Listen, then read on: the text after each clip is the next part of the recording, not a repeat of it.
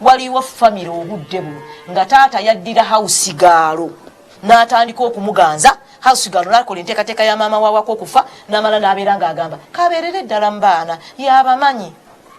Ebyo nabyo gyebiri tetwagala bwagazi biteeka mu kamera. Batugamba nti ow'ekirinnya ye ate yagoba mukyala n'agamba kasita ono waali akituulemu n'akituuliramu ddala. Ate n'ayagala okudda eri ne kinyeeza ono. Abaami bye bakola gw'obimanyi. Abaana be bafuuka. Abaana ne bafuuka ekizanyisibwa. Abaana ne bafuuka ne babeera nga bazeya. Weebale nnyo bali mu kabenje. Omwami andaba mu bimu ku byoganza. Abantu abali around wano. Tobaganza. Abakozi ba kampuni zaffe temubaganza.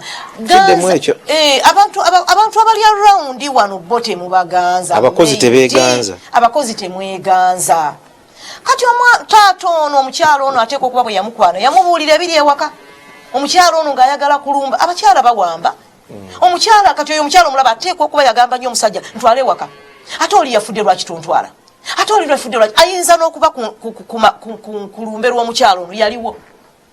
Download the Salt Media app from the Google Play Store and the Apple App Store.